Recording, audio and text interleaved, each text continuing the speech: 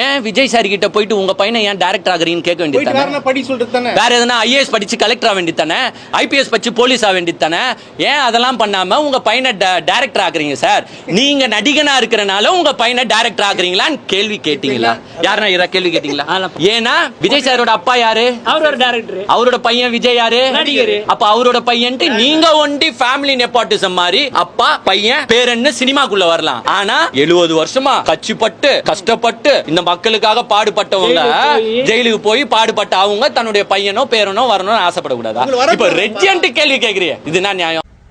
இந்த ரெண்டு தற்கொலையும் 5ஆவதோ இல்ல 10ஆவதோ படிக்கும் போது அந்த மூளை வளர்ச்சின்னு சொல்லுவாங்கல்ல, அந்த மூளை வளர்ச்சி நின்றுச்சா என்னன்றது தெரியல. ஆனா உண்மையிலுமே ஒரு நல்ல ஒரு விஷயத்த சொல்லியிருக்காங்க. உண்மைதான், நான் இதை நான் மறுக்கப்படலை. ஆனா உண்மையா சொல்லியிருக்காங்க. எதை பற்றி தெரியுமா?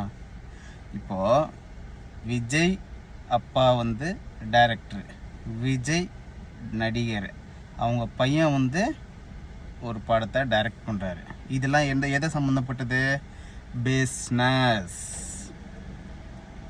பிஸ்னஸுக்கு சம்மந்தப்பட்டது. ஓகேவா?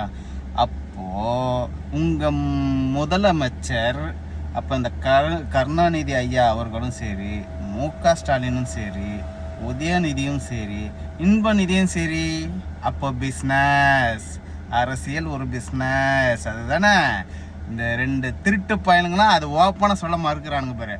எங்கள் ஓனரு அவர் பிஸ்னஸ் பண்ணுறாரு, இவங்க நடித்து உடம்பு உழைப்பு போட்டு அதை பண்ணுறாங்க.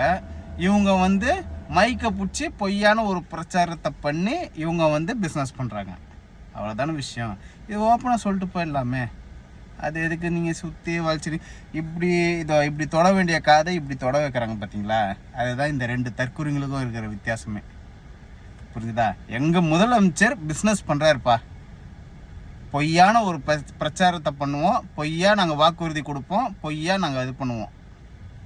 அதுதான் இவங்க சொல்ல வர்றது, வேற எதுவுமே கிடையாது. ஏன்னா அரசியல் ஒரு பிஸ்னஸ். ஓகே.